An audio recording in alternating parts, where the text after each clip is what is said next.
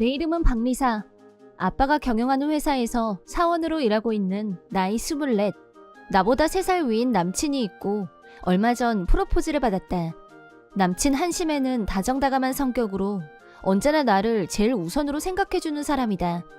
그래서인지 우리는 지난 3년 동안 단 한 번도 싸운 적이 없었고 주변에서도 이상적인 커플이란 말을 많이 들었다. 능력까지 겸비한 한심에는 컨설팅 회사를 창업한 CEO이다. 물론 수입도 일반 샐러리맨들과는 비교도 안 되는 수준이다 보니 나는 주변 친구들의 부러움을 한몸에 받았다. 결혼이 정해진 후 동거를 시작한 우리는 새 아파트로 이사해서 쾌적한 환경에서 살고 있었다. 그러던 어느 날 내가 깜빡하고 지갑을 두고 출근한 날이 있었는데 자상한 한심에는 회사까지 내 지갑을 가져다 줬다. 우리 둘이 회사 로비에서 얘기를 하고 있을 때 같은 부서 후배인 한진자가 다가왔다. 한진자는 여자 하는 타입에 내숭 또한 제대로인 애였다. 남자들이 있을 때와 없을 때 사람이 확 달라지기 때문에 모든 여사원들의 기피 대상이었다. 그런 한진자가 한심애를 보더니 선배님 약혼자세요? 처음 뵙겠습니다. 라며 사정없이 꼬리를 치며 인사를 하자 한심애도 활짝 웃으면서 처음 뵙겠습니다. 앞으로도 리사 잘 부탁드립니다. 라며 인사를. 한심애가 돌아간 후 한진자는 선배님 약혼자분은 무슨 일 하세요? 연봉 많아요? 라면서 신상조사를 시작했다. 말을 안 할 수도 없고 해서 대충만 대답했는데도 한진자가 의미심장한 표정으로 눈꼬리를 올리는 게 마음에 걸렸다.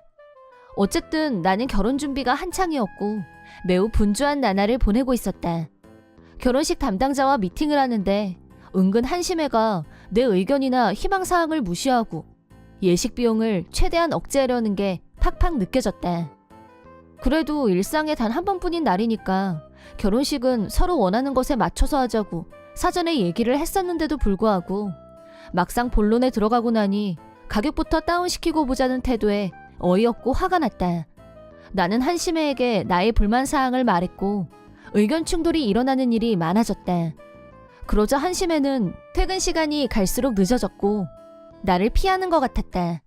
일이 바쁘다는 핑계로 결혼식 미팅은 뒤로 미뤘고 매일 회사로 출근, 결혼식 준비는 진척이 안 됐다. 이대로 가다가는 문제가 더 심각해질 것 같아서 진지하게 대화를 하자고 제안했다. 하지만 한심애는 얘기하는 것 자체를 기피했고 서로 의견이 너무 다른 것 같으니까 결혼식은 당분간 연기하자 라고 말했다. 이제 와서 지금 그게 할 소리인지 납득할 수 없었고 무엇보다 대체 사람이 어떻게 이렇게 갑자기 달라질 수 있는 건지 도무지 이해할 수가 없었다. 물에 젖은 솜처럼 몸도 마음도 무거워진 나는 회사에서도 계속 한숨만 나왔다. 힘이 하나도 없는 나를 보고 한진자가 무슨 일 있으세요? 라고 묻길래 약혼자하고 좀... 그렇게 가볍게 말했을 뿐인데 한진자는 지금 문제가 있으면 결혼하면 도와줘. 그만둘 때라는 신호예요. 라고 했다. 그 말도 일리는 있었다. 이대로 결혼해서 과연 행복할 수 있을까? 한심의 말에 동의했고 결혼식을 연기하기로 했다. 이 사실을 부모님께 말씀드리자 한심애가 왜 갑자기 태도가 달라졌는지 그 이유를 알아내는 게 먼저라고 말씀하셨다. 그래서 확실하게 따지기로 했는데 그날 저녁 늦게 들어온 한심애에게 요즘 자기 달라진 거 알아? 내가 뭐 잘못했어? 라고 물어봤다. 그러자 한심애는 아무 말 없이 고개를 숙이더니 실은 꼭 해야 할 말이 있어. 이번 주말에 시간 좀 내줘. 라고 말했다. 무슨 말을 하려는 건지 불안하기 짝이 없었고 주말까지 기다리는 것 자체가 고통이었다. 그렇게 다가온 주말, 부모님께 주말에 중요한 얘기를 할 것 같다고 하자 같이 들어야 할 것 같다며 우리 집으로 오시겠다고 했다. 한심애는 거실에 조용히 앉아 있었다. 우선 둘이서 먼저 얘기를 해야 될 것 같아서 부모님이 온다는 말은 일부러 하지 않았다. 마음을 단단히 먹고 하고 싶다는 말이 뭐야? 라고 내가 먼저 말을 꺼낸 순간 초인종이 울렸다. 부모님이 벌써 도착하신 줄 알고 문을 열었는데 현관 앞에는 한진자가 와 있었다. 너무 뜻밖이어서 네가 우리 집을 어떻게 알았어? 무슨 일이야? 라고 묻자 뒤에서 한심애가 내가 불렀어 라고 하는데 멘붕이 왔다. 정신이 어질어질해진 나한테 대고 한진자가 제가요 한심혜 씨 아이를 임신했거든요. 그러니까 결혼식은 중지해야겠죠? 전 약혼자님 라고 떠들었다. 뭐가 어째? 라고 소리치자 한심혜가 껄끄러운 얼굴로 실은 나 지금 한진자하고 만나고 있어 라고 했다. 그 말을 듣고 나도 모르게 뭐? 라고 외마디 비명을 지르고 말았다. 그때 마침 현관문이 열리면서 부모님이 들어오셨고 아빠가 밖에서 다 들었다 라고 하면서 한심혜를 노려보셨다. 부모님은 한심혜를 앉혀놓고 솔직하게 다 말하라고 엄하게 말씀하셨다. 시종일관 땀을 뻘뻘 흘리며 안절부절 못하는 한심혜와는 달리 한진자는 뭘 믿고 저러는지 당당하고 담담하게 얘기를 시작했다. 두 사람 말을 종합해보면 지난번 한심혜가 우리 회사에 왔을 때 처음 만난 후 우연히 한심혜 회사 근처에서 재회, 지갑을 회사에 놓고 왔다는 한진자를 집까지 데려다 줬다고 한다. 그 후 한진자가 고마움의 표시로 밥을 사겠다고 했고 그걸 계기로 두 사람은 자주 만났고 그러다 사귀게 됐단 얘기. 그 말을 듣는 순간 한진자가 처음부터 나한테서 한심혜를 빼앗을 목적으로 우연을 가장한 의도적 접근을 연출했다는 걸 알았다. 그렇다고는 해도 다른 여자의 유혹에 쉽게 넘어간 한심혜를 두둔할 생각은 없었다. 내 결론은 두 사람에게 위자료를 청구하고 정리하는 거였다. 그러자 한진자는 위자료라면 내 몫까지 심혜 씨가 다 지불할 거예요. 심혜 씨 너무 미워하지 마세요. 라고 했다. 남의 약혼자를 빼앗고 자기는 위자료도 안 내고 이 일에서 빠지겠다니 용서가 안 됐다. 화가 올라오고 있을 때 아빠가 먼저 말을 꺼냈다. 그럼 자네가 창업할 때 내가 빌려줬던 10억도 일시불로 변제하는 거 잊지 말고 라고 말씀하시자 한심혜는 그건 하면서 놀랐는데 꽤 충격을 받은 모양이었다. 실은 한심혜가 창업을 했을 당시에 이미 우리는 결혼을 전제로 사귀고 있었기 때문에 아빠가 상당한 창업 자금을 대주셨었다. 그 돈을 매달 조금씩 변제해 왔었는데 파혼을 하게 된 마당에 그런 배려 따위를 할 필요가 있겠냐며 남은 금액을 일시불로 변제할 것을 요구하셨다. 그 말을 듣고 있던 한진자는 그게 무슨 말이야? 빚이 그렇게나 많았다고? 라며 급 당황했다. 이번엔 내가 10억 빚쟁이의 바람난 남자라 네 말 듣고 결혼 미루길 참 잘했다는 생각이 드네 라고 하자 뭐지? 이거 아닌데? 라면서 횡설수설하기 시작했다. 한심혜가 10억이나 되는 돈을 일시불로 갚는 건 불가능합니다. 그랬다가는 회사가 문을 닫아요. 라고 하자 아빠가 바람 피우고 딴 여자 임신시킨 놈한테 빌려줄 돈은 없네. 라고 극노. 엄마도 내가 사람을 잘못 봤어. 내 딸한테 상처 준 거 평생 기억함세. 엄마도 한심혜를 노려보며 세게 나왔다. 눈앞에서 빚더미에 올라앉는 걸 본 한진자는 빚이 10억인 남자는 거절이야. 사실 임신했다는 것도 뻥이야. 심혜씨 다시 리사 선배한테 돌려드릴게요. 라고 하길래 나도 저런 남자 이제 필요 없어. 너 그냥 가져. 라고 하자 한심혜가 리사야 우리 예정대로 결혼하자. 네가 원하는 대로 다 해줄게. 그러니까 아버님 돈은 지금까지처럼 라며 얼토당토 안 되는 소리를 냈다. 나는 한심혜에게 분명하게 결별을 선언했고 짐을 챙겨서 나와버렸다. 그 후 한심혜는 몇 번이나 미안하다고 연락을 해왔지만 결코 용서할 수 없었다. 나는 원래 결심대로 위자료를 청구했다. 아빠도 변호사를 고용해서 채무 변제를 촉구하자 한심혜는 회사 자산을 모두 처분해서 돈을 갚았고 그래도 모자란 돈은 은행에서 대출을 해서 채워넣었기 때문에 남은 건 빚밖에 없게 됐다. 그러다 보니 나중에는 사채까지 손을 대게 됐다는데 한심혜는 아빠한테 빌린 돈을 겨우겨우 갚고 난 후 행방이 묘연해지고 말았다. 현재 한심혜 부모님이 자기 아들의 행방을 여기저기 수소문하고 있다고 한다.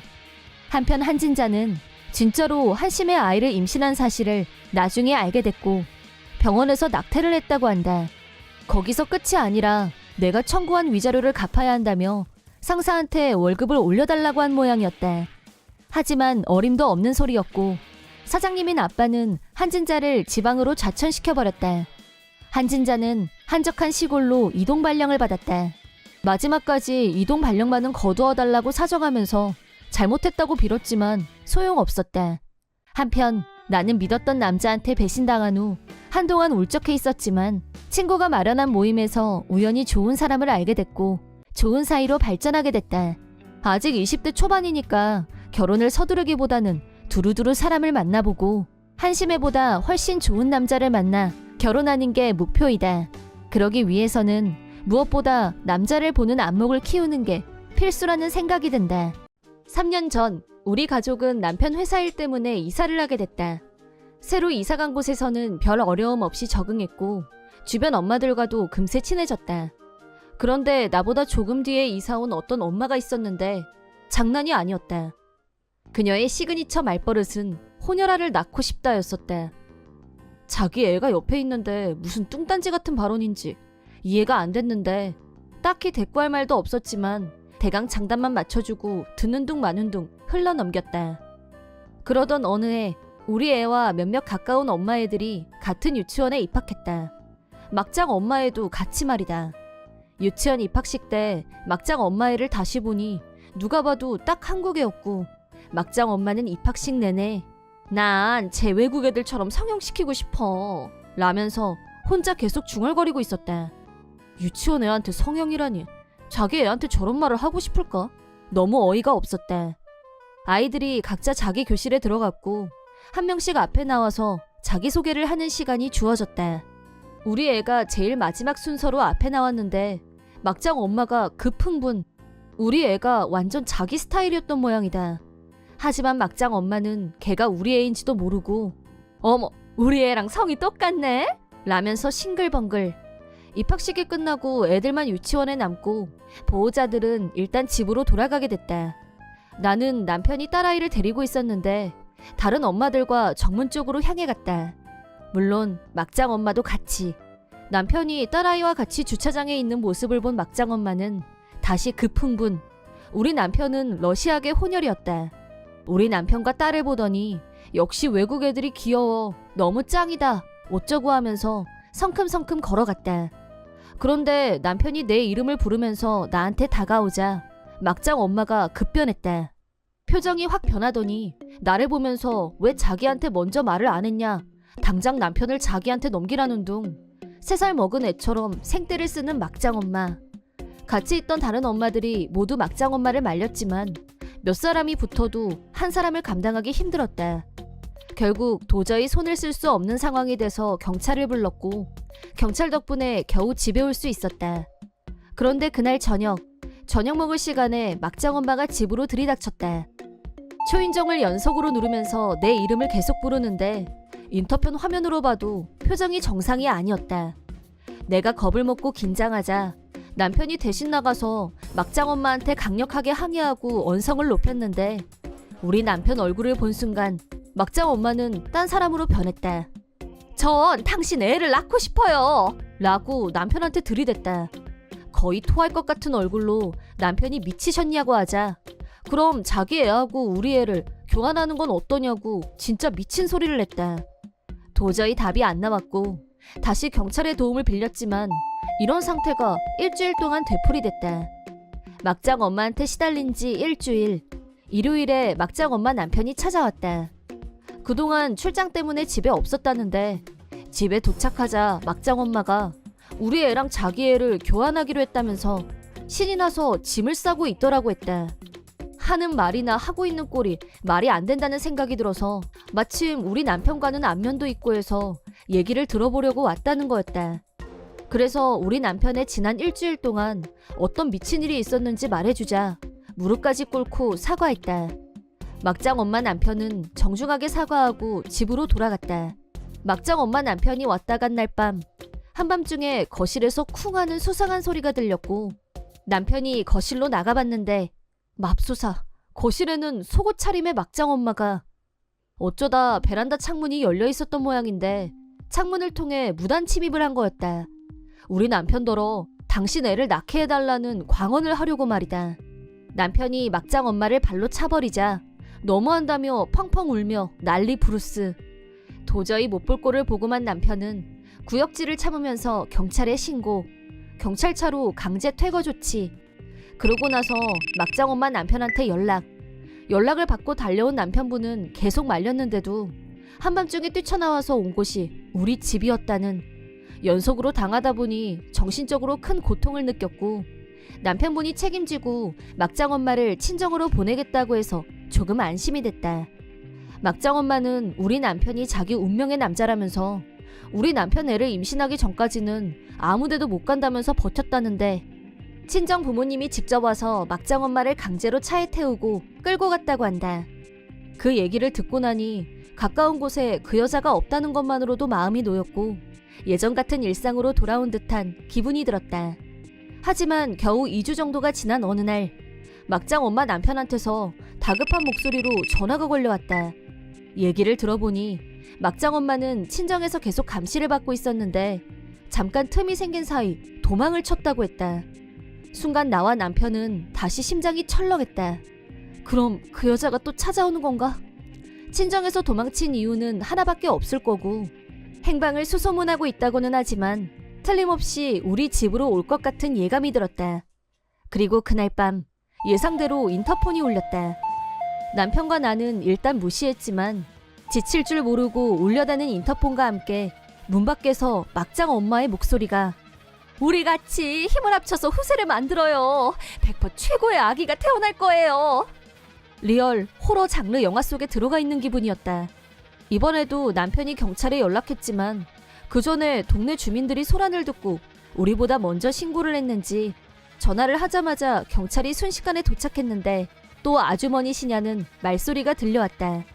다음날 막장 엄마의 남편분이 또 와서 사과를 했는데 안쓰러운 생각이 저절로 들 정도로 얼굴이 헬쑥해져 있었다. 위자료를 가지고 왔다면서 우리한테 봉투를 내미는 남편분, 솔직히 정신적인 고통이 이루 말할 수 없는 상태인 건 사실이었기 때문에 서로 조금이나마 편해지자는 뜻에서 위자료를 받았다. 막장 엄마와는 이혼할 생각이라고 했고 아이는 남편분이 키울 예정이라고 했다. 친정 부모님들이 아무리 야단치고 타일러도 막장 엄마를 말릴 사람은 아무도 없었다며 부모님들도 남편분처럼 피폐해진 상태라고 했다. 만약 이혼한다면 막장 엄마가 돌아갈 곳은 역시 친정밖에 없었고 이대로라면 언젠가 감옥에 들어가는 건 시간 문제라고 생각한 부모님들은 막장 엄마를 정신병원에 입원시키기로 결정했다고 한다. 그 병원은 관리가 엄격하기로 유명했다. 가족이라고 해도 사전에 면회 신청을 하지 않으면 절대 면회를 허락하지 않는 곳인데다 병원 내부도 곳곳에 자물쇠가 채워져 있고 개인실도 열쇠를 잠가 놓는다고 했다. 처음엔 너무 살벌하다는 생각이 들었지만 병적인 집착증을 보이는 막장 엄마의 증세를 생각하면 그 정도로 엄격한 곳이 아니면 언제든 다시 찾아올 게 분명했다. 대체 왜 그렇게 서양 혼혈아에 집착하는지 이해가 안 됐지만 특별한 이유 없이 예전부터 서양 어린아이의 외모를 동경했고 나도 그렇게 생긴 아이를 낳고 싶다, 그런 생각을 갖고 있었지만 동양인은 그런 아이를 낳을 수 없을 거라고 생각하고 반포기 상태였는데 우연히 텔레비전을 보다가 동서양이 섞이면 서구적 외모의 2세가 태어날 확률이 높다는 걸 알게 됐고 그때부터 결혼 상대를 찾아 나섰지만 생각처럼 그런 기회가 쉽게 오지 않았다고 한다. 당연한 얘기이지만 그런 목적으로 결혼 상대가 찾아질 리가 없었고 결국 포기하고 지금 남편분과 결혼. 그런데 우연히 자기가 꿈꾸던 외모의 아이, 즉 우리 아들을 보고 또 우리 남편을 보고 나서는 우리 남편을 차지하면 자기도 서구적 외모의 아이를 낳을 수 있을 거라고 확신한 모양이었다. 어느 한 구석 정상적인 곳이 없고 상대할 가치가 없다는 생각뿐. 그 후 막장 엄마는 강제로 병원에 입원 조치를 당했는데 나를 향해 뻔뻔하다, 왜 너만 그렇게 귀여운 애를 낳냐 등등 더러운 세상, 나도 외국 애를 낳을 권리가 있다 어쩌고 하면서 난동을 부렸다는데 진짜 진상이었다는 후문. 힘든 과정을 거쳐서 현재는 입원 중이고 가족이 동의하지 않는 한 병원 밖으로 나올 일은 없을 거라고 한다. 죄 없는 남편분은 마지막까지 계속 사과를 하셨고 앞으로는 애들을 생각해서 본가 부모님과 함께 살면서 아이들을 키울 생각이라고 하셨다. 다행히 여동생분이 어린이집 교사여서 아이들에 대해서는 자기보다 더 잘 알아서 안심이라고 하셨다. 자기 아이를 남의 자식하고 바꾸지 못해서 안달인 엄마보다야 100배 1000배 낫다는 생각이 든다. 혼혈아인 남편과 결혼했으니 혼혈아를 낳았을 뿐 외모가 조금 다르다 보니 너무 귀엽게 생겼다고 하면서 말을 걸어오는 사람들이 많은 건 사실이다. 그런데 자기 애를 바꾸자는 말을 하는 막장 엄마가 나타날 줄이야. 이건 정말 기절각일 만큼 충격적이었다. 게다가 그 여자가 보여준 적극성은 정말이지 공포영화가 따로 없을 정도로 무서웠다. 남편 역시 충격적이다 못해 신경정신과 약이라도 받아와야 잠을 잘 수 있을 것 같다고 할 정도였다. 내 아이라면 그게 어느 핏줄이든 외모가 어떻든 무조건 사랑스러운 게 정상 아닌가? 그런 이상한 생각을 하는 사람이 있다니. 지금은 그저 막장 엄마가 병원 밖으로 나오는 일이 없기만을 바랄 뿐이다. 내 이름은 진실한. 아내 한무지와 둘이서 살고 있다. 아내와는 결혼한 지 2년이 지났고 부부싸움 한 번 없이 사이좋게 지내왔다. 엉뚱발랄 명랑한 아내와 함께 있으면 웃음이 떠나지 않았고 전업주부로 지내면서 내조에 힘써주는 아내 덕분에 집에 오면 스트레스가 저절로 풀렸다. 나는 이런 행복이 영원히 계속될 거라고 믿었었다. 그러나 어떤 사람으로 인해 우리 사이에 큰 균열이 생기고 말았다. 어떤 사람이란 아내의 고딩 친구로 이름은 왕진자. 왕진자는 우연의 일치로 우리 회사에 입사했고 내 부하로 들어와서 성실하게 일했다. 하지만 실상은 나 모르게 아내에게 가짜뉴스를 전달했고 그 행위가 악의적이었다는 게 발각됐다. 발단은 어느 일요일에 시작됐는데 언제나처럼 아내에게 점심을 먹으러 같이 나가자고 했다. 아내는 기분 나쁘다는 듯이 싫다고 했다. 평소라면 절대 그럴 리가 없었기 때문에 분명히 무슨 일이 있다고 생각한 나는 이유가 뭔지 확실하게 따졌다. 그러자 아내는 버럭 당신 회사에서 어떤 젊은 여사원들하고 엄청 사이가 좋다면서? 라고 했다. 깐깐한 타입인 나는 성격상 여사원들과 가볍게 대화를 나누는 일은 거의 없었다. 젊은 여사원들과 업무 관련 외에 사적인 대화를 한 적도 없고 사이좋게라니 그런 일은 더더욱 없었다. 사실 그대로 결백을 주장했지만 거짓말하지 마. 진자가 산 증인이야. 라며 흥분했다.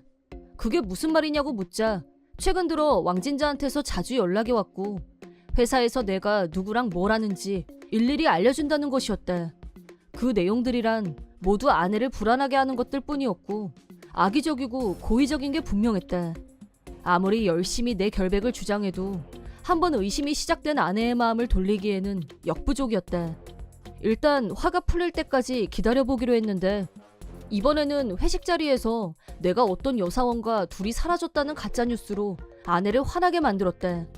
당연히 그런 일은 있지도 않은 명백한 거짓말이었고 아니야 나 그런 적 없어. 제발 내 말 좀 믿어줘. 라고 필사적으로 설명했지만 아내는 울면서 어떻게 바람을 피워? 나쁜 놈! 라고 하더니 집에서 뛰쳐나가고 말았다. 친정으로 직행한 아내는 장인 장모에게 내가 불륜을 저질렀다고 말했고 화가 난 장인 장모는 즉시 나한테 따지러 오셨는데 죽을 힘을 다해 절대 그런 일 없습니다 라고 말씀드렸지만 두 분 역시 내 말을 믿으려고 하지 않았고 화를 내며 가버리셨다. 이쯤 되자 나도 화가 치밀었고 다음날 회사에서 왕진자를 호출했다. 대체 의도가 뭐야? 라고 엄중하게 물었다. 그러자 왕진자는 그냥 장난친 건데 순진하게 그걸 진짜 믿었다고요? 라면서 웃어젖혔다. 아내는 순진하고 단순해서 남의 말을 쉽게 믿는 편인 건 맞다. 하지만 그런 말을 농담으로 한다는 것 자체가 잘못이라고 따끔하게 말해줬다. 덧붙여서 내가 불륜을 했다는 건 사실이 아니라고 아내에게 반드시 직접 해명하라고 요구하자 네 알겠습니다 라고 가볍게 대답했다. 한없이 가벼운 태도에 화가 났지만 이걸로 아내와의 오해가 풀릴 거라고 기대했었다. 하지만 그 후로도 아내의 기분이 풀리는 일은 없었다. 내가 불륜이 아니라고 계속 얘기하자 집으로 다시 돌아오긴 했지만 퇴근하고 돌아오면 항상 오늘도 젊은 여사원들이랑 재미있었어? 라고 비아냥거리는 날이 계속됐다. 대체 왜 나는 아무 잘못도 한 적이 없는데 매일 왜 이런 비난을 받으며 비참한 기분이 들어야 하는 건지 점점 집에 들어가는 게 괴로운 일이 되어 있었다. 그러던 어느 날 집에 가자 아내가 현관에 서서 나를 기다리고 있었다. 그러더니 이 사진 이거 뭐야? 라고 하면서 핸드폰을 내밀었다. 사진에는 업무 중에 내가 어떤 여사원과 얘기를 하는 장면이 찍혀 있었다. 일부러 특별한 사이처럼 보이게 의도적인 각도, 순간 포착 등으로 몰래 찍은 게 분명했다. 아내는 이게 바람 피운 증거가 아닌 뭐야 라며 불같이 화를 냈다. 범인은 생각해볼 것도 없이 왕진자가 분명했다. 왕진자한테 직접 물어봤더니 그거 다 당신 놀리려고 일부러 꿈에서 장난친 거라고 했어. 그러자 아내가 이게 어디가 장난인데? 이거 빼박 불륜이잖아 라며 완전히 내 말은 들으려고도 하질 않았다. 내가 아니라고 하잖아. 근데 당신은 왜 왕진자 말만 믿어? 너무 편파적인 거 아니야? 라고 하자 바람 피운 주제에 열내는 거야? 최악이야 라고 하더니 가방에서 뭔가를 꺼냈다. 그건 다름 아닌 이혼 서류였다. 아내는 이혼 서류에 사인을 하더니 불륜남 이혼이야 라고 하더니 짐을 싸들고 집에서 나가버렸다. 그 순간 지금까지 열심히 일해서 아내를 책임지려고 했던 날들이 모두 허무하게 느껴졌다. 하지도 않은 불륜 때문에 이혼이라니 1도 납득할 수 없었지만 매일 억울하게 의심받으면서 사는 것에도 한계가 느껴졌다. 고민 끝에 아내가 요구하는 대로 이혼 서류에 사인한 후 접수하기로 마음먹었다.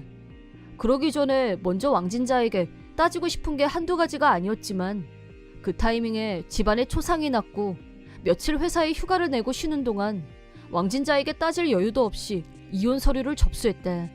한 달 후 아내한테서 불륜에 대한 위자료를 청구하겠다고 연락이 왔고 장인 장모도 쓰레기 같은 놈이라며 욕을 해대는데 정신적으로 주체가 안 됐다. 내가 그러고 있는 사이 회사에 휴가를 냈던 왕진자가 복귀했다. 다른 사원한테서 내가 이혼을 했다는 말을 들었는지 나름 충격받은 얼굴로 내 자리로 찾아왔다. 멘탈이 나갔는지 다른 사원들이 보는 앞에서 진짜 이혼한 거 맞아요? 라고 하길래 그래 이게 다 너 때문이야 이제 속 시원해? 라고 하자 주변에서 웅성거렸다. 왕진자는 난 그냥 장난친 건데 설마 진짜 이혼할 줄은 몰랐어요 라고 하면서 나한테 사과했다. 나는 당연히 사과를 받지 않았고 이제라도 아내에게 진실만 말하라고 지시했다. 퇴근길에 왕진자를 데리고 아내가 있는 처갓집에 갔다. 미안해 진대리님 절대 바람 피운 적 없어. 난 너 놀라는 반응 보려고 장난으로 라고 울면서 아내에게 사과했다. 그게 무슨 말이야? 설명 똑바로 좀 해봐 라고 하자 고딩 때부터 친했는데 자기보다 먼저 결혼한 게 배가 아파서 골려주려고 일부러 거짓말을 했던 거였다고 실토했다. 그러자 아내는 그럼 이혼할 이유가 사실은 없었다는 거네? 라면서 나를 쳐다봤다. 장인 장모는 뭐하니? 얼른 짐 안 싸고 진서방하고 같이 집에 안 갈 거야? 라고 했다. 하지만 이번엔 내가 거부했다. 그동안 나는 진심을 담아서 절대 그런 일이 없다고 절실하게 호소했었다. 하지만 아내도 장인 장모도 아무도 내 말을 믿어주지 않았고 심한 말로 나를 상처 입혔었다. 이제 와서 그 모든 일을 없었던 걸로 하고 다시 예전으로 돌아가는 건 불가능했다. 아내는 당신 말을 믿지 못했던 내가 어리석었어. 제발 다시 한 번만 기회를 줘. 라고 애원했지만 내 결단은 절대 흔들리지 않았다. 내가 완강한 태도를 보이자 아내와 장인, 장모는 왕진자에게 분노 표출. 왕진자가 나에게 앞으로 절대 그런 거짓말 안 할게요. 제발 재결합하세요. 아니면 저 평생 원망 들어야 돼요. 라면서 손이 발이 되도록 빌었다. 하지만 나는 모두를 뿌리치고 그 자리를 박차고 나와버렸다. 그 후 아내는 왕진자 때문에 이혼까지 했다는 사실에 분노하면서 위자료를 받아내겠다고 변호사를 찾아가서 상담을 했다는데 왕진자는 재발이 저려서 그랬는지 거액의 합의금을 주고 그 일을 빨리 마무리 지었다고 들었다. 덕분에 통장은 깡통이 됐고 자진해서 잔업을 하는 등 노력이 가상했는데 오래가지 않아서 왕진자가 나한테 저지른 만행이 온 회사에 소문이 나면서 아무도 왕진자 곁에 가려고 하질 않았고 완전 고립 신세가 됐다. 결국 회사에서 못 버티고 한 달 후에 자진 퇴사를 냈다.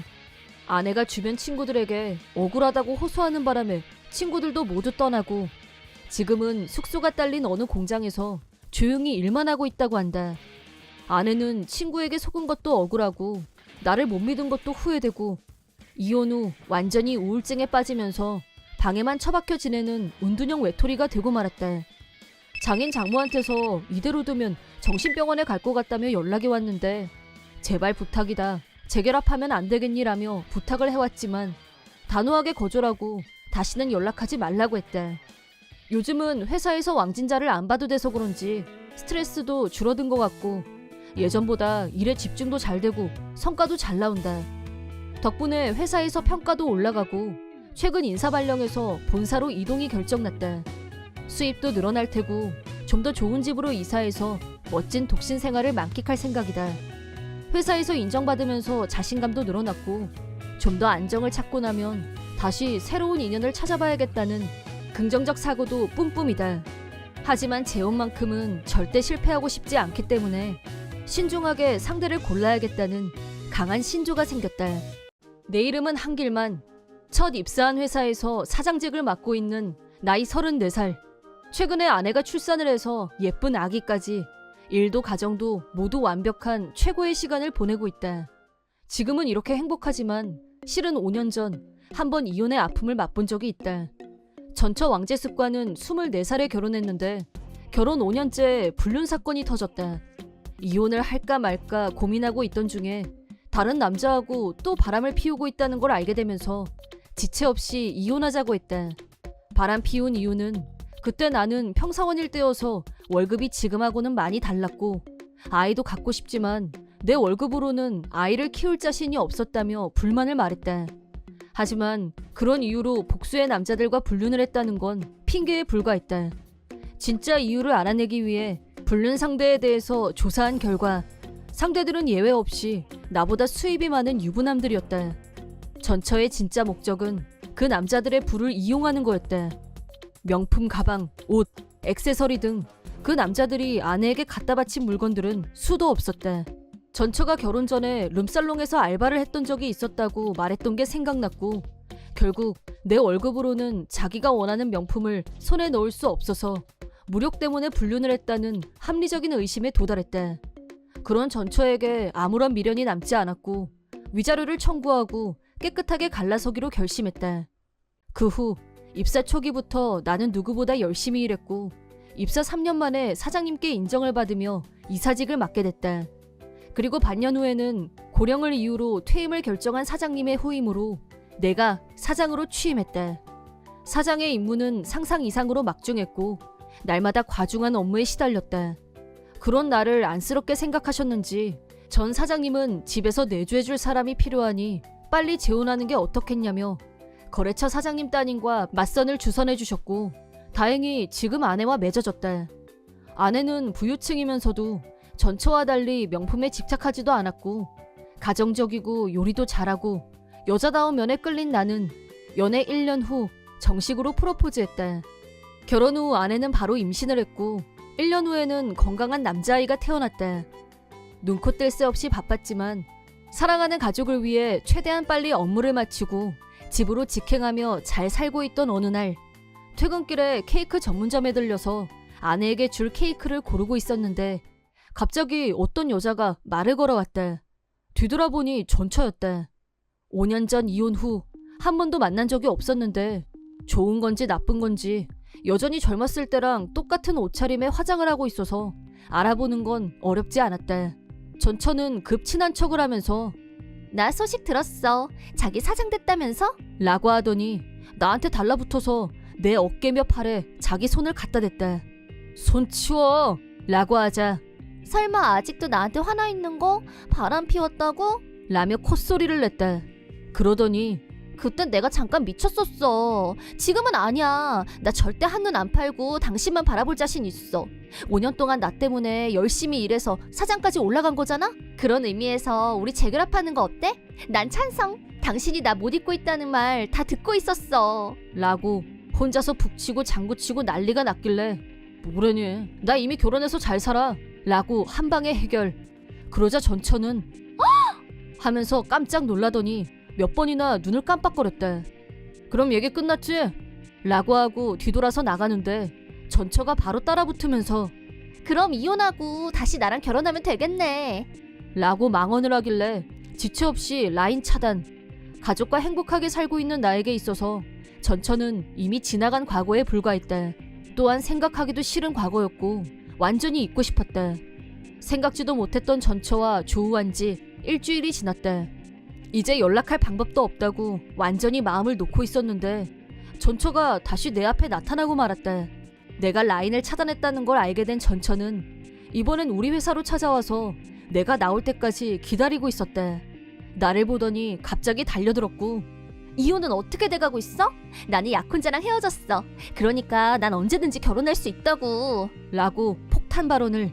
듣보자 폭주에 경악을 금할 수가 없었대. 난 이혼 안 해. 나는 사랑하는 아내와 아이가 있는 몸이야. 다신 나 찾아오지 마. 확실하게 선을 그었대. 그런데도 끈질기게 바람 피운 건 사과했잖아. 그럼 자기도 그만 화 풀어야지. 라며 폭주를 이어갔고, 어쩔 수 없이 경비원을 불러서 끌고 가도록 부탁했대.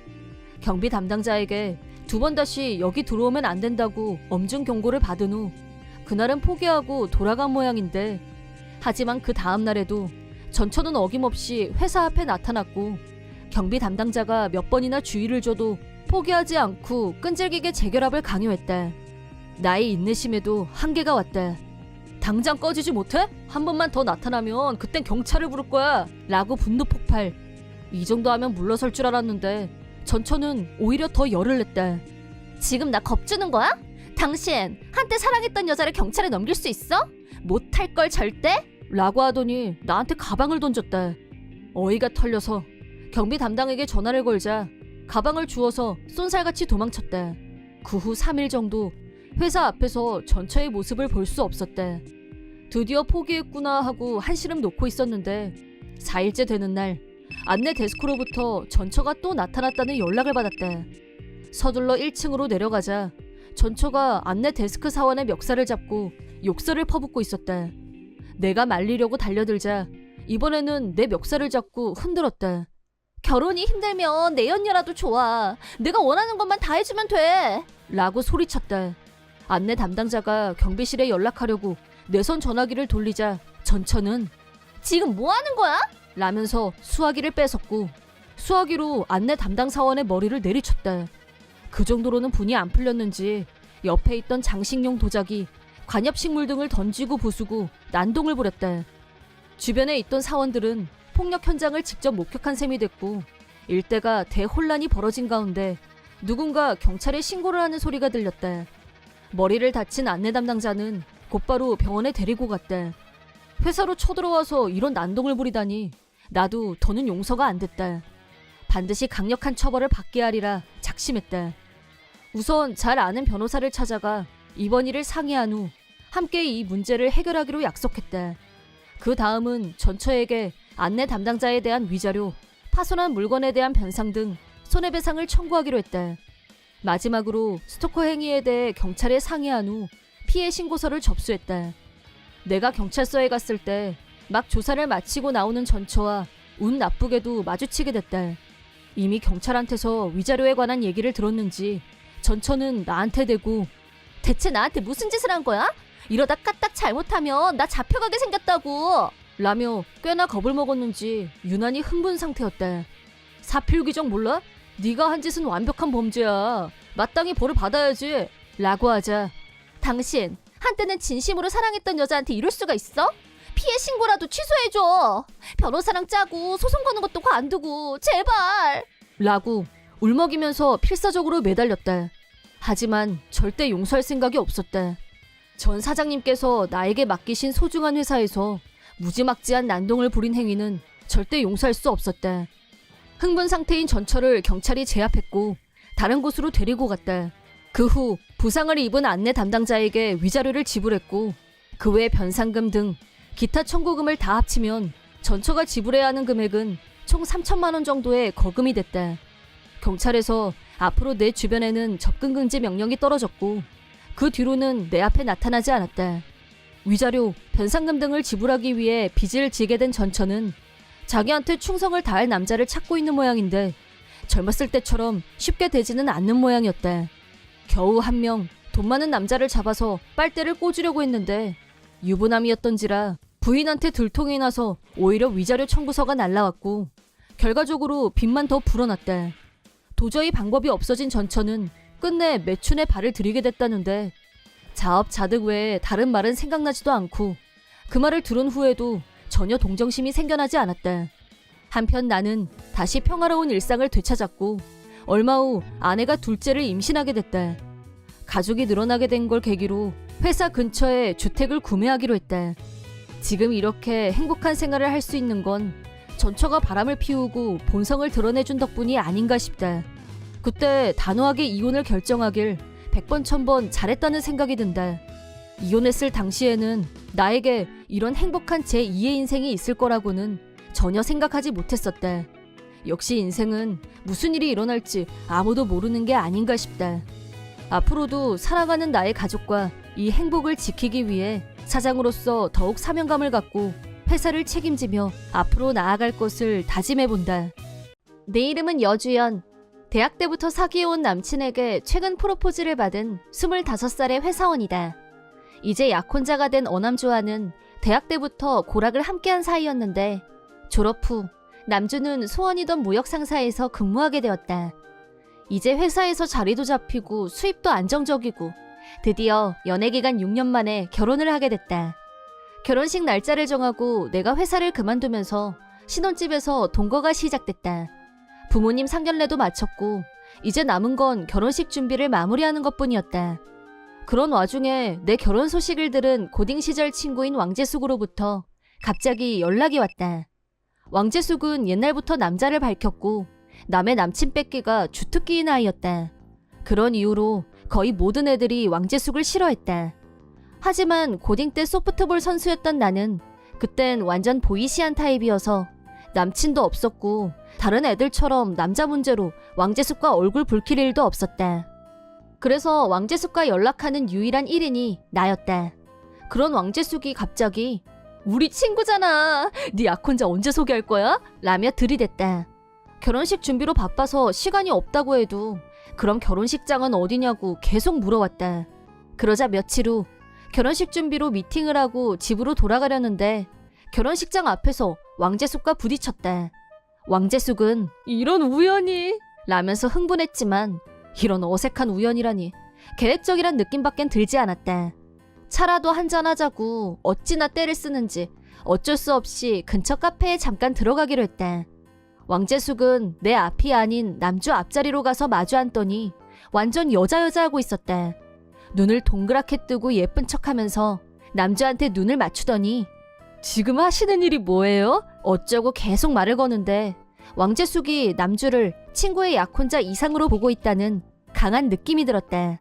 아무리 그래봐야 남주는 지금까지 나하고의 6년 동안 단 한 번도 바람 피운 적이 없는 남자다.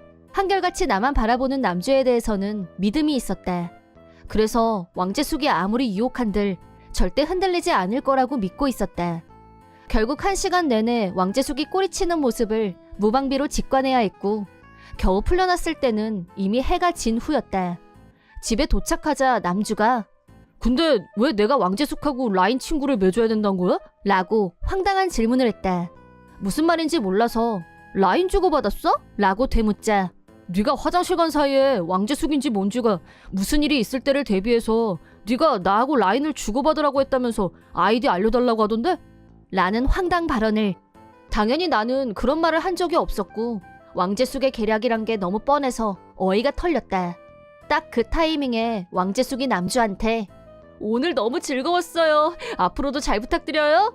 라고 라인이 메시지를 확인한 남주는 아유 부담스럽네 라고 혼잣말을 나도 가만히 있을 수가 없어서 바로 우리 남편이 불편해하니까 메시지 그만 보내 라고 라인을 보냈는데 왕재숙은 일십했다.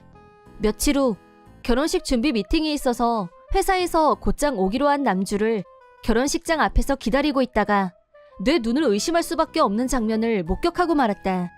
맙소사, 남주와 왕재숙이 카페에서 단둘이 차를 마시고 있는 게 아닌가.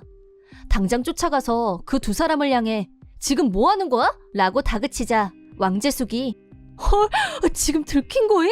라고 수선을 떨더니 황당한 척 억지 연기를 했다. 남주는 뭐래? 라고 하더니 왕재숙을 불편한 시선으로 쳐다봤다. 경고하는데 남주한테 들이대지 마! 라고 하고 남주를 데리고 카페에서 나왔지만 이쯤 되자 불안해지기 시작했다. 남주에게 왜 둘이서 카페에서 만난 거야? 라고 물었더니 나랑 약속한 시간이 많이 남아서 카페에서 시간을 때우고 있었는데 갑자기 왕재숙이 나타나서 자기 마음대로 같은 테이블에 앉았다는 거였다. 남주가 이제 곧 결혼할 거니까 앞으로 라인은 그만 보내라고 하니까 무슨 영문인지 왕재숙은 너무 좋다. 그럼 여주한테도 얘기해야겠네? 라면서 딴소리를 하길래 피하는 게 상책이다 싶어서 일어서려는 찰나에 내가 왔다는 거였다. 남주는 너무 어이가 털린다면서 내가 보는 데서 왕재숙을 차단했다. 나더러도 왕재숙을 차단해버리라고 했지만 그래도 고딩 때부터 알고 지낸 친구를 그렇게 쉽게 손절할 수는 없었다. 다음날 남주가 집에 두고 간 물건이 있어서 가져다 주려고 회사에 갔는데 회사 입구에서 서성거리고 있는 왕재숙을 발견. 너무 소름이 끼친 나는 야, 네가 왜 여기 있어? 여기서 뭐해? 라고 하면서 왕재숙 팔을 잡아 끌었다. 그러자 너야말로 왜 왔어? 남주씨는 이제 내 거거든? 질척대지 말고 그냥 포기해. 라고 하면서 거만한 표정으로 나를 쳐다봤다. 뭐라고? 내가 다시 묻자 나 어제 남주씨한테 프로포즈 받았어. 연봉 장난 아니란 말 듣고 나서 내가 찍었거든? 생각했던 것보다 너무 쉬워서 나중에 좀 김이 새더라고. 라고 떠들었다. 몸이 부들부들 떨렸고 앞으로 남주 근처에 얼씬거리지 마. 라고 하고 회사 안으로 들어갔다. 남주한테 연락하자 바로 내려왔고 방금 전 일을 얘기하면서 프로포즈가 무슨 말이냐고 하자 남주는 배로 움켜쥐고 빵 터졌다. 내가 왜 네 친구한테 프로포즈를 해? 그 여자 진짜 이상하다니까. 라고 하더니 나보고 앞으로 엮이지 않는 게 최상이라고 했다. 아무리 고딩 때부터 친구지만 내 남편감을 노리는 마당에 이미 친구라고 할 수도 없고 선을 그을 때라는 생각에 나도 라인을 차단했다. 그리고 만약 다음에 또 결혼식장이나 회사 앞에 나타나면 그때는 경찰을 불러야겠다고 생각했다. 남주 회사에서 나와서 집에 들어오자 바로 초인종이 울렸다. 인터폰을 보니 문 앞에 왕재숙이 서 있었다. 회사 앞에서부터 몰래 내 뒤를 밟고 따라온 거였다. 너무 놀라서 몸이 얼음처럼 굳어버렸는데 왕재숙은 네가 어렵게 찾은 남편감을 내가 뺏어서 참 미안한데 어쩌겠어. 이렇게 빨리 나한테 프로포즈 할 줄이야. 이 미모 어쩔? 나한테 완전 푹 빠졌나봐. 라면서 대단한 승리라도 거둔 양 깔깔 웃었다. 나도 지지 않고 남자한테 그 얘기했더니 빵 터지면서 어이없어 하던데? 라고 하자 에? 라면서 미간에 주름살이 잡혔다. 그러더니 나한테 이제 곧 결혼할 거니까 앞으로 라인 그만 보내라고 했어? 앞으로 계속 같이 있을 거니까 라인도 보낼 필요 없다. 그런 뜻 아니었어? 라고 헛소리를. 혼자서 말도 안 되는 착각에 빠져 있었다는 걸 알게 됐다. 내가 말귀를 제대로 알아들어야지. 나랑 결혼할 거니까 라인 보내지 말란 뜻이지. 착각 좀 그만해. 라고 하자 진짜 그런 거야? 그럼 난 어떡해. 남친이랑 헤어졌단 말이야. 라며 착각의 끝판왕을 보여줬다. 왕재숙한테도 남친이 있었고 얼마 전 결혼까지 약속했었다는데 남주가 연봉이 더 많다는 이유로 갈아타기를 시도. 자기가 프로포즈를 받았다고 착각한 나머지 남친과 헤어졌다는 우픈 얘기였다. 이게 다 너 때문이야. 라면서 나한테 달려들려고 했고 경찰 불러줄까? 라고 하자 더 미친 듯이 발광을 했다.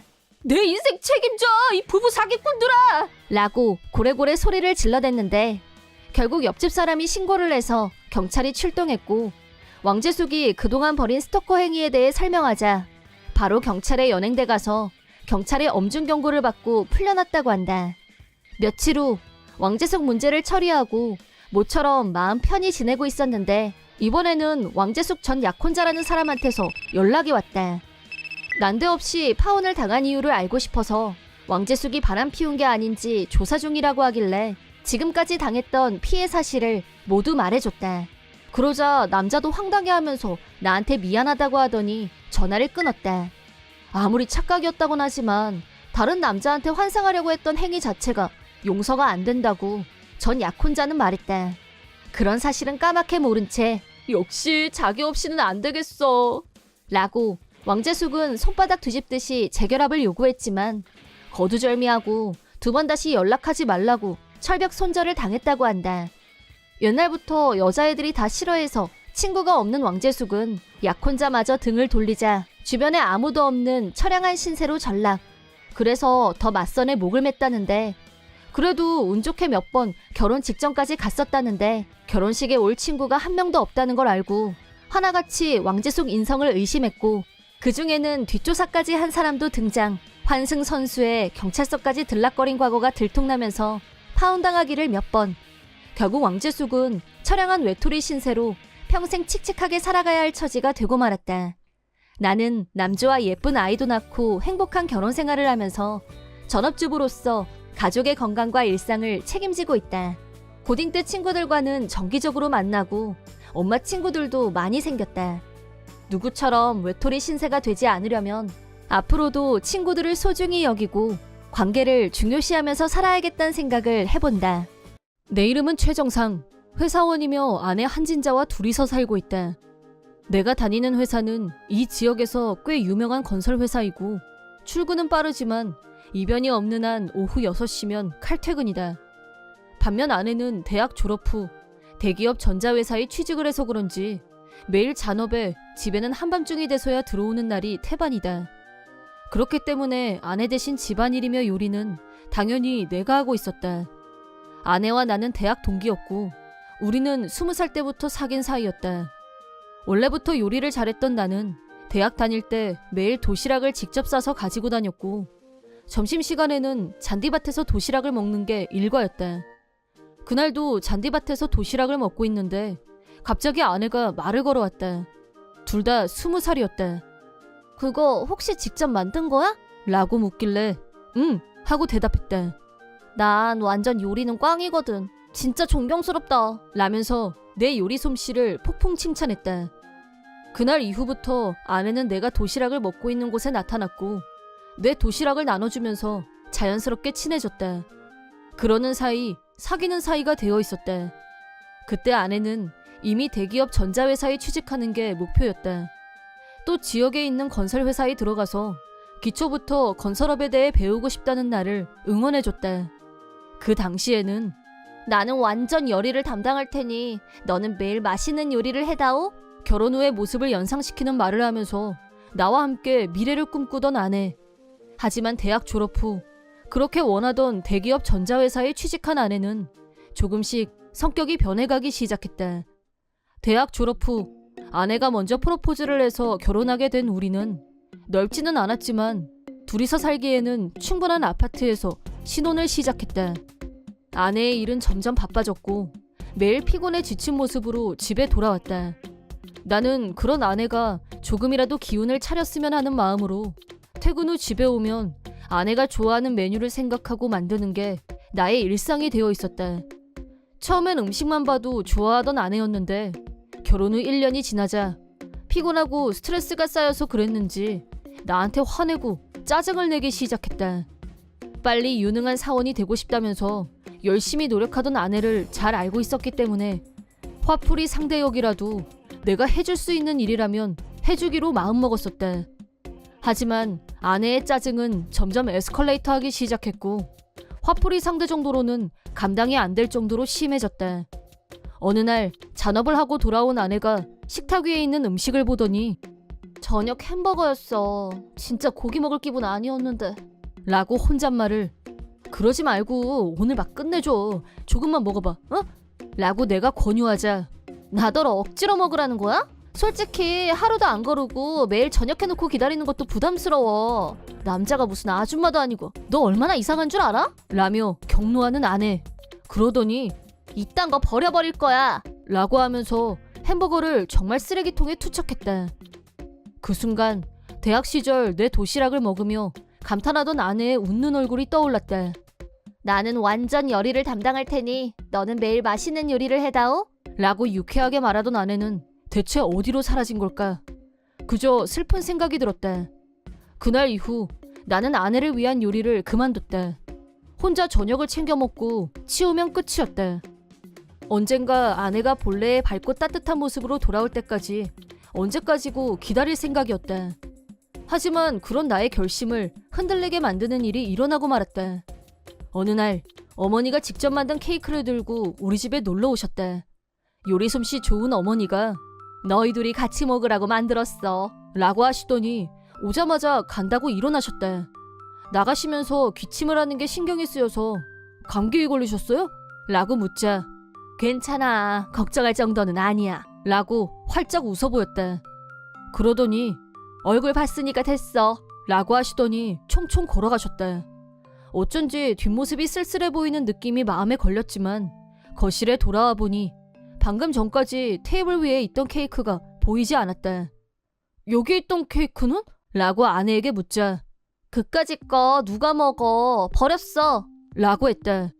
대체 그걸 왜 버렸냐고 다시 물었더니 뻔하잖아. 내가 집안일 제대로 하는지 체크하려고 왔다 간 건데 연락도 없이 갑자기 들이닥치는 것도 몰상식하고 라고 화를 내더니 집에서 나가버렸다. 나는 쓰레기통에서 케이크를 꺼내서 혼자서 끝까지 다 먹었다. 케이크를 먹으며 처음으로 아내에 대해 분노라는 감정이 일어났다. 며칠 후 회사에 있는데 아버지한테서 전화가 왔고 어머니가 위독하다는 전가를 받았다. 서둘러서 병원으로 달려갔지만 어머니는 이미 의식이 없는 상태였다. 결국 한마디도 할 수 없었고 마지막 인사도 하지 못한 채 어머니는 숨을 거두셨다. 아버지 말씀에 의하면 어머니는 반년 전 암이 발견됐고 여명 선고를 받았다고 하셨다. 하지만 가족들에게 걱정을 끼치고 싶지 않아서 자신의 병을 숨기고 아무 일 없는 것처럼 지내오셨다고 한다. 얼마 전 어머니가 갑자기 찾아오셨던 건 틀림없이 자신에게 시간이 얼마 남지 않았다는 걸 감지했기 때문이었을 것이다. 그런 생각이 들자 그날 아내의 행동을 더욱 용서할 수 없었다. 엄마가 돌아가셨다고 전화로 아내에게 알리자 귀찮다는 듯이 장례식이 언제냐고 물었다. 일정을 알려주자 아내는 나 그날 출근해야 돼서 안 돼. 라고 했다. 그쯤 되자 도저히 한마디 안 할 수가 없었고 그래서 시어머니 장례식에도 안 오겠다는 거야? 라고 하자 아무 말도 하지 않고 전화를 끊어버렸다. 장례식 당일 아무리 기다려도 아내의 모습이 보이지 않았고 다급한 마음에 전화를 걸었는데 장례식 곧 시작해. 지금 어디야? 라고 묻자 이 일이 더 중요한 걸 어쩌라고 라고 하더니 전화를 끊어버렸고 그 뒤로 아예 연락이 되지 않았다. 분노와 슬픔으로 무력감이 올라왔다. 그때 삼촌이 오셔서 너 왜 그러니? 하고 물으셨다. 내가 울면서 아내하고 있었던 일을 말하자 삼촌은 그런 여자하고는 참고 살지 말고 이혼하는 편이 낫다. 장례 치르고 나면 다시 얘기하자. 라고 말씀해 주셨다. 장례식이 끝나고 며칠 만에 집에 들어갔는데 다짜고짜 아내가 대체 집을 며칠이나 비우는 거야? 빨리 저녁이나 해. 라고 짜증을 냈다. 아내에게 화를 내는 것조차 아깝다는 생각이 들었다. 말 대신 좀 전에 구청에 들러서 가지고 온 이혼 서류를 아내에게 내밀었다. 그러자 아내는 이게 뭐야? 너 지금 뭐 하자는 거야? 나한테 얹혀 사는 주제 이혼하고 혼자서 먹고 살 수 있을 것 같니? 라면서 나를 보며 비웃었다. 나는 아내의 반응을 무시하고 짐을 챙겨서 집에서 나왔다. 아내는 마지막으로 쥐꼬리만한 월급으로 어디서 성질이야? 어차피 집에 다시 들어올 거면 빨리 비는 게 상책이다. 라고 짓거렸다. 절대 그런 일은 없을 것이다. 집에서 나온 후 곧바로 삼촌한테 연락을 했고 이혼에 대해서 상의드리고 싶다고 하자 지금 당장 집으로 와라 라고 하셨다. 삼촌 집에 도착한 후 어머니를 보내자마자 안 좋은 일로 찾아뵙게 돼서 죄송하다고 말씀드렸더니 삼촌은 괜찮아. 무슨 일이 있었는지 자세한 얘기부터 들어보자. 라고 말씀하셨다. 내가 지금까지 아내와 있었던 문제들을 말씀드리자 삼촌은 격노하셨다. 대기업 전자회사 다닌다고 했던 것 같은데 맞니? 라고 하시길래 회사 이름을 말씀드렸다. 그러자 삼촌은 핸드폰을 꺼내서 어디론가 전화를 거셨다. 삼촌은 대기업 자동차 회사에서 사장직을 맡고 계셨고 친척들 대부분이 대기업 가구회사, 식품회사 등에서 사장을 역임하고 있다. 우리 아버지 역시 토목건축 관련 대기업의 사장직에 계셨다. 언젠가 아버지의 뒤를 잇고 싶다는 꿈이 있었고 그런 이유로 건설회사에 들어간 거였다. 그런 집안에서 자랐지만 어렸을 때부터 아빠가 사장님이라고 친구들이나 주변 사람들한테 자랑하면 안 돼 라고 교육을 받았다. 이유는 나쁜 사람들의 표적이 될 수도 있고 사건에 휘말릴 수도 있어서 위험하니까였다. 나는 그 말씀을 잘 따랐고 아내도 우리 집안에 대해서 모르고 있었다. 삼촌은 자신의 인맥을 동원해서 아내가 다니는 회사에 그 회사는 시어머니 장례식보다 회사 일이 먼저라고 지시하는 회사입니까? 라고 클레임을 넣었고 아내는 곧바로 상사의 호출을 받고 면담에 들어갔다. 나는 이 정도 일로 회사에서 처분을 받을 일은 없을 거라고 생각하고 있었다. 면담 중에 아내는 무슨 착각을 혼자 했는지 몰라도 엉뚱하게도 장례식 중에 불륜남과 만났었다는 자백을 했다. 이 문제로 다시 면담에 들어갔고 불륜남도 같은 회사에 다니는 동료라는 게 발각되었다. 사내에서의 부정행위가 명백하게 밝혀지자 아내에게는 지방 좌천 발령이 떨어졌다. 생각지도 못했던 부분에서 벌을 받게 된 아내에게 나는 지체 없이 불륜 위자료까지 얹어서 청구. 아내는 좌천당하면서 월급이 반이나 깎였다는 이유로 위자료 액수에 대해 불만을 제기했지만 변호사가 법률적 충고를 하자 어쩔 수 없이 전액을 지불했다. 반년 후 돈 때문에 궁지에 처한 전처는 내가 이사한 곳을 찾아냈고 연락도 없이 와서 기다리고 있었다. 그러다 내가 맨션에서 나오는 걸 보더니 깜짝 놀라면서 네가 왜 이런 타워 맨션에서 사는 건데? 라고 물었다. 아내와 이혼 후 나는 그동안 건설 회사에 쌓아온 경험과 지식을 살려서 아버지 회사에서 일하게 됐다. 현장에서의 어려움을 잘 알고 있는 나는 회사에 필요한 존재가 됐고 후계자로서 아버지 밑에서 일하면서 당연히 수입도 예전과는 달랐다. 그런 사실을 전처에게 알려주자 그때는 내가 정말 잘못했어. 우리 다시 시작하자. 라고 황당 발언을 하길래 단칼에 거절. 확실하게 선을 긋고 보는 데서 라인 차단. 맨션은 보안이 철저했기 때문에 전처는 내 주변에서 얼쩡거리는 걸 금방 포기한 것 같았다. 아마도 좌천당한 곳으로 돌아갔을 거고 거기서 궁핍한 생활을 하며 고생이 뭔지 철저하게 맛보게 되겠지. 한편 나는 회사를 옮긴 후 수입면에서나 생활면에서나 모든 게 충실해진 느낌이다. 일이 바빠졌기 때문에 앞으로는 나를 서포트해줄 배려심 있는 여자를 만나는 게 작은 바람이다. 사이다 무비튼. 내 이름은 현명한 남편, 아들과 3명이서 살고 있는 주부이다. 예전부터 취미이기도 했던 요리를 내 인스타에 올렸는데 최근 들어 조회수가 급격하게 늘어나면서 얼마 전 인기 인플루언서로 등극하는 영광을. 순조로운 취미생활, 화목한 가족과 함께 행복한 나였지만 생각지도 못했던 트러블에 휘말리고 말았다. 그건 그냥 갑자기였다. 어느 날 평소와 다름없이 쓰레기를 버리러 갔다. 근처에 사는 대학생 마리나가 인사를 했다. 인플루언서 현명한 씨 맞죠? 라고 하길래 나는 반사적으로 네, 맞아요. 라고 했다. 그러자 마리나는 진짜였네. 대박. 그 요리들 전부 진짜 직접 만드신 거예요? 사실은 배달 음식이라거나 뭐 그런 거 아니고요? 라며 결례되는 말을 서슴없이 했다. 나는 라고 웃음으로 대신하고 자리를 피했다. 다음날 늘 하던 대로 인스타그램을 열자 DM이 도착해 있었다. 보낸 사람은 마리나였다. 내용은 어제 그 반응은 내가 전곡을 찌른 거 맞죠? 이거 확산시켜야 되나 고민됨. 라고 쓰여 있었다. 차단해버릴까도 생각했지만 마리나 엄마와 나는 제법 친하게 지내는 이웃이었다. 일단 당장 차단하기보다는 조금 추이를 지켜보기로 했다. 하지만 그날 이후로 마리나는 밖에서 마주칠 때마다 양치기 인플루언서 아줌마 라고 노골적으로 빈정거렸다. 대체 얘가 나한테 무슨 억하심정이 있어서 이러는 건지 도무지 그 속을 알 수가 없었고 답답한 심정이었다. 며칠 후 대학생 조카가 우리 집에 놀러 왔는데 조카가 좀 전에 집 앞에서 어떤 젊은 여자애가 날 뚫어지게 쳐다보는데 눈길이 너무 기분 나빴어. 라고 하는데 어쩐지 신경이 쓰였다. 어떤 사람이었는데? 라고 하자 조카가 말하는 인상착의로 봐서 마리나가 틀림없다고 확신했다. 나한테뿐 아니라 우리 집에 찾아온 조카한테까지 무슨 속셈이 있는 게 아닐까 왠지 불안했다. 마음이 놓이지 않은 나는 조카를 집까지 데려다 주기로 했다.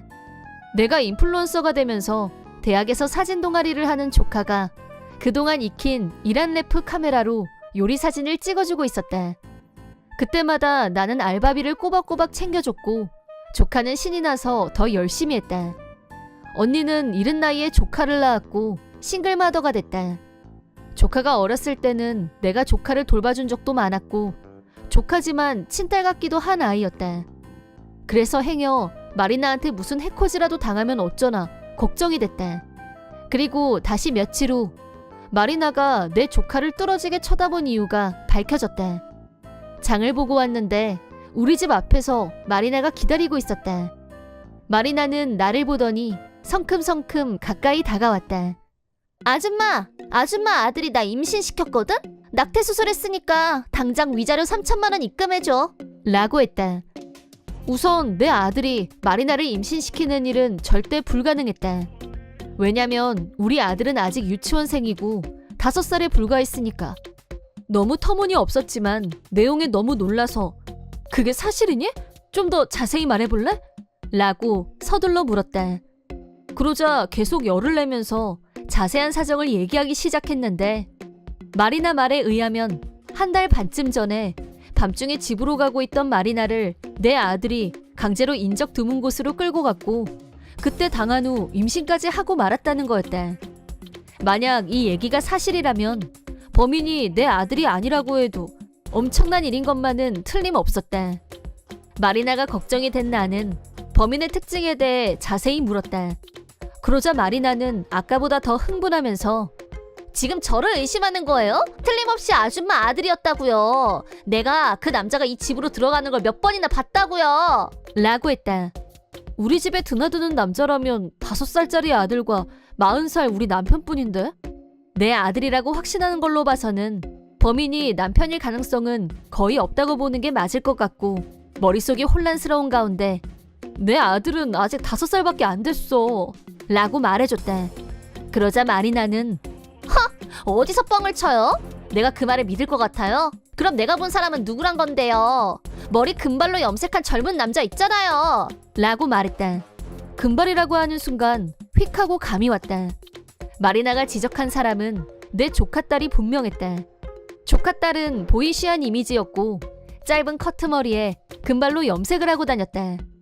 옷차림도 캐주얼한 바지를 자주 입어서 남자로 착각하는 사람이 많다고 고민하는 아이여서 아마 마리나도 조카딸을 남자로 착각한 모양이었다.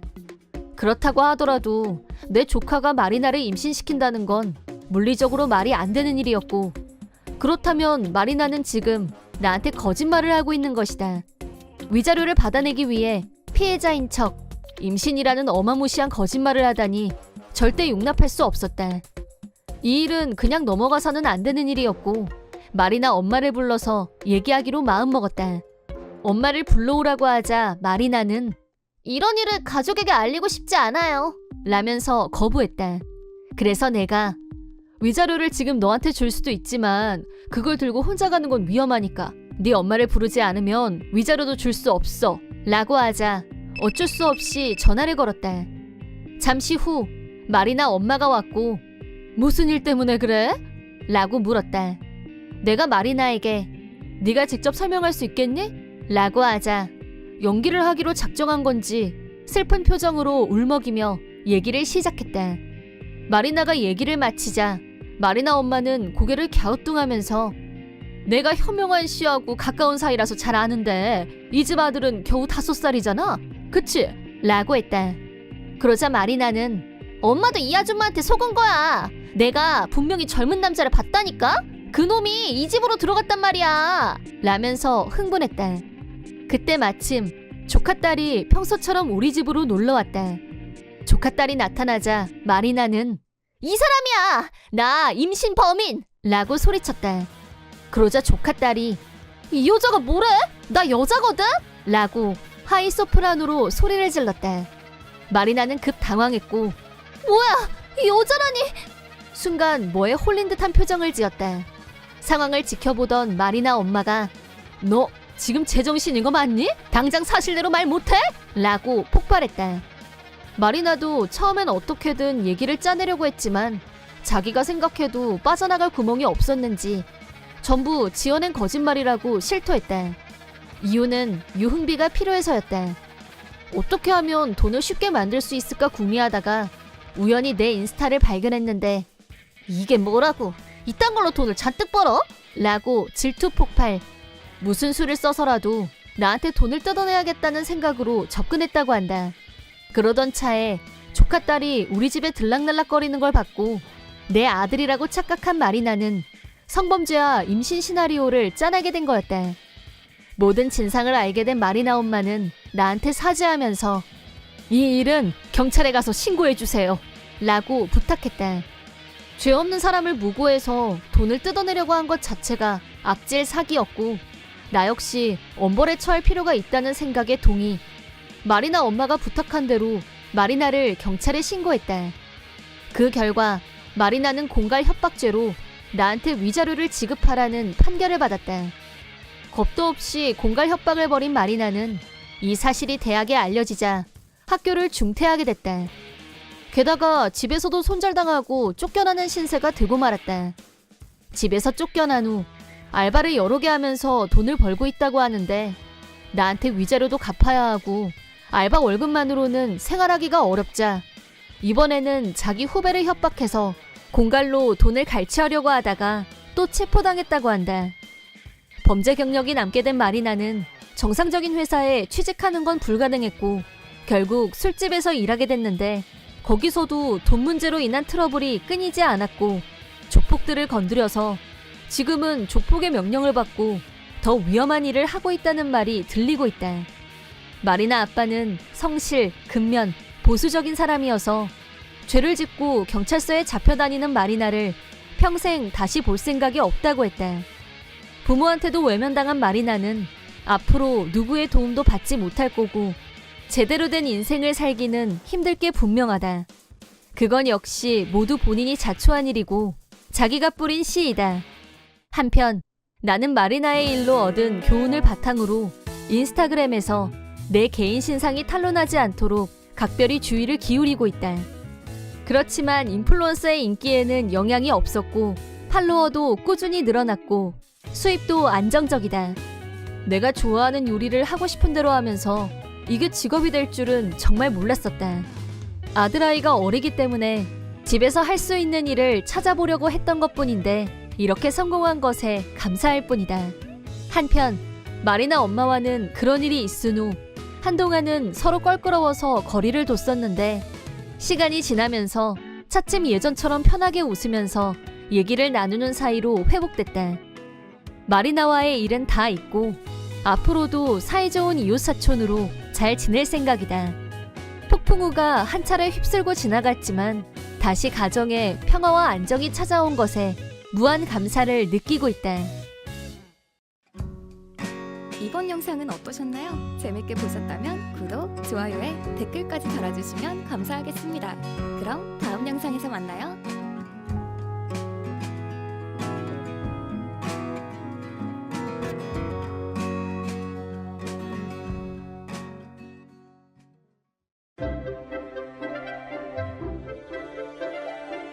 사이다 무비튼. 나는 약혼자가 있었고 결혼식을 한 달 앞두고부터는 인생 최고로 설레는 순간을 맛보며 남친과의 결혼식을 매일 손꼽아 기다렸다. 하지만 내가 그토록 기다렸던 순간에 인생 최악의 순간을 맞이하게 될 줄은 미처 몰랐었다. 나는 여동생이 하나 있고 갓 20살이 됐다. 어려서부터 동생은 늘 내 뒤를 졸졸 따라다녔고 20살이 된 지금까지 우리는 변함없이 사이좋은 자매이다. 그런 동생이 내 결혼식이 다가올수록 얼굴색이 안 좋아지는 게 마음에 걸렸었다. 속으로 내가 결혼하는 게 싫어서 저러나? 라는 생각이 들 정도였다.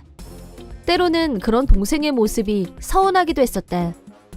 부모님께 내가 결혼하는데 동생이 전혀 축하해줄 생각이 없는 것 같다고 하자 언니를 유난히 따르던 애라 섭섭해서 그러는 게 아니겠냐면서 내 말은 한 귀로 듣고 한 귀로 흘리는 분위기였다. 그런 와중에 시간은 흘러 드디어 결혼식 날. 나는 오늘만큼은 내가 세상에서 가장 행복할 사람일 거라고 생각했었다. 결혼식장에는 친구들, 회사 동료, 친척들까지 많은 하객이 자리했다. 친구들의 진심 어린 스피치를 들으면서 눈물이 글썽했다. 다음 스피치 순서로 동생이 단상에 올라 마이크 앞에 섰는데 말은 한마디도 하지 않고 눈에서 눈물만 주르륵 흘렸다. 처음엔 하객들도 언니가 결혼하니까 감격해서 우는 모양이라고 웃으면서 하는 말이 들려오기도 했지만 침묵을 깬 동생은 갑자기 언니 미안해 라고 말했고 어느새 하객들 사이에서는 미안해? 뭐야 축하해가 아니라? 라는 반응. 장내가 다소 어수선해졌다. 뭔가 이상하다고 감지한 엄마가 왜 그러냐고 달랬지만 동생은 다시 말없이 울기만 했다. 수습 불가가 되자 사회자가 어떻게 하면 좋겠냐고 물어보는 상황이 됐고 갈수록 장내 분위기가 갈피를 못 잡고 어수선해졌다. 나 역시 어떻게 해야 좋을지 전혀 생각이 나지 않았는데 그때 동생이 다시 입을 열었다. 저는 지금 형부가 될 사람의 아이를 임신했습니다. 라는 충격적인 말을 했다. 옆에 있는 신랑의 얼굴은 창백하게 질려 있었다. 무슨 소리야? 난 모르는 일이야! 라고 결백을 주장. 장내는 마침내 카오스 상태에 정점을 찍었다. 사회자와 엄마가 동생을 단상에서 끌어내린 후에도 동생은 계속 펑펑 울기만 하다가 갑자기 과호흡 발작을 일으켰고 급하게 스태프들이 달려와서 동생을 휴게실로 옮겼다. 나도 벌떡 일어나서 동생을 따라갔고 예식은 일단 중지됐다. 휴게실에는 가족과 몇몇 걱정이 되어 뛰어온 소수의 친구들만 들어와 있었다. 스태프 중 한 명이 과호흡 대처법을 설명했고 동생은 시키는 대로 따라하더니 조금 안정을 되찾은 것 같았다. 동생은 울면서 그동안 얘기 못해서 미안하다면서 엄청난 사실을 털어놓았다. 사건의 발단은 결혼식에 앞서서 양가 상견례를 준비하면서 양가 가족이 모두 한자리에 모여서 밥을 먹었을 때였다.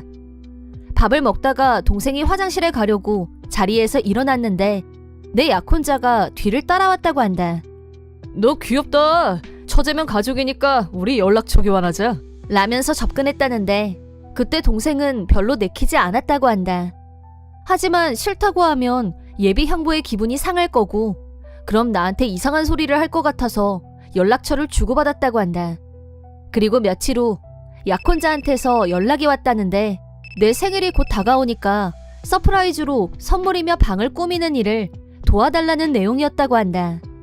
서프라이즈 준비는 핑계처럼 들렸고 나한테 비밀로 하고 만나는 게 걸려서 일단 거절했는데 약혼자는 넌 언니가 기뻐하는 모습을 보고 싶지 않니? 아님 너 혹시 언니 싫어하니? 등등 온갖 억측을 다 들먹였다고 한다. 동생은 그런 거 아니라고 했지만 약혼자는 계속 물고 늘어졌고 계속 거절하면 앞으로 가족으로 잘 지내야 되는데 첫 단추부터 어긋나는 게 예감이 안 좋다며 동생을 불안하게 만들었다.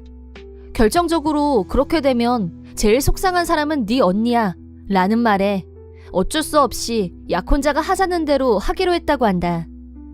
동생은 약혼자와 만나서 쇼핑을 했고 내 선물을 같이 골랐다. 그리고 나와 약혼자가 동거 중이던 집에 같이 와서 생일 파티 장식을 하고 있었는데 갑자기 뒤에서 꽉 끌어안으면서 너 볼수록 귀엽다. 언니한테는 비밀로 하고 우리 둘이 몰래 사귈까? 라고 했다고 한다.